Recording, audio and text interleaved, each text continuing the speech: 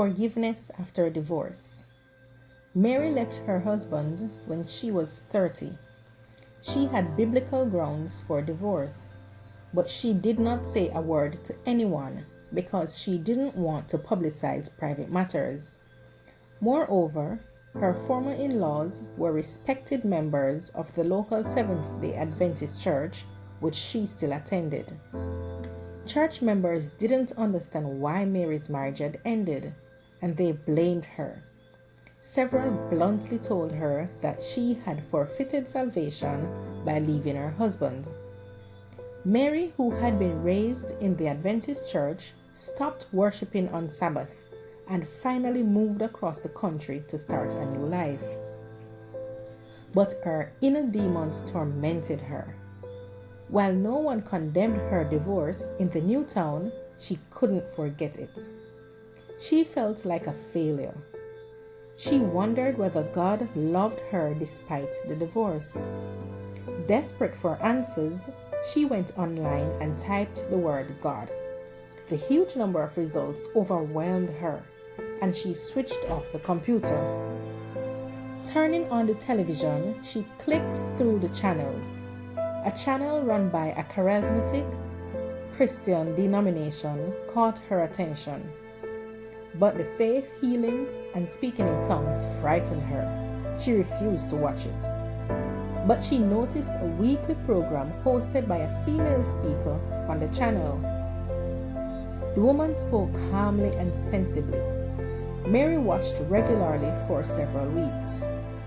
One evening, the woman spoke about forgiveness. "No one is able to forgive on their own," she said. "You need the help of God." Those words returned to Mary's mind as she drove to work the next morning. With a start, she realized that she needed to forgive her former husband and his parents, the unkind church members, and most of all, herself. She felt an irresistible desire to pray to God for help. Weeping, she tried to pray, but the tears made it impossible to drive and pray at the same time. She pulled over to the side of the road. "I would like to forgive, but I am not able to do it," she prayed. "If I get forgiveness as a gift, I will follow you." Almost immediately came the reply, "I will help you," a kind male voice said. Mary cried even more. But now she was weeping for joy.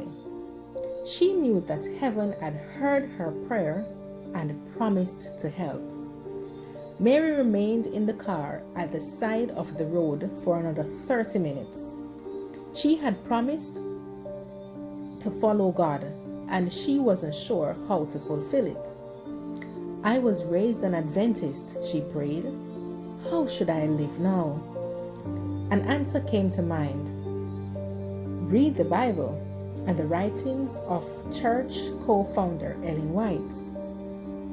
Mary returned home to wash her face and then drove to work. She arrived an hour late. After work, Mary opened her Bible and began to read. She read every spare minute. When she couldn't sleep at night, she got up and read some more.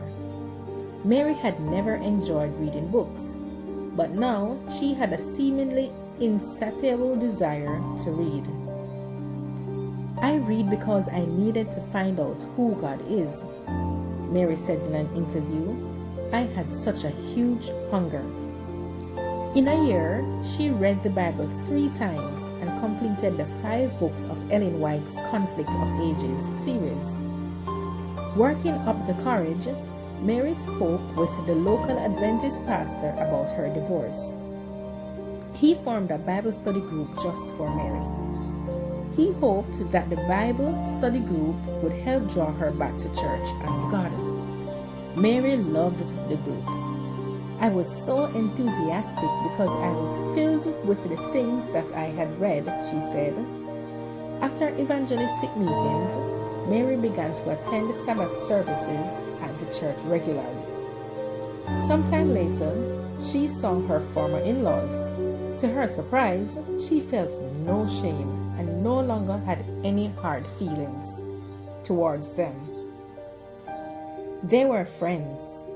Mary also has forgiven the church members who spoke unkindly. She can't even remember their names. I feel forgiven, she said. I am at peace. Today, Mary is an active member in her local congregation and a leader of a 13 Sabbath project in the Trans-European Division. She still reads the Bible daily, going through it at least once a year.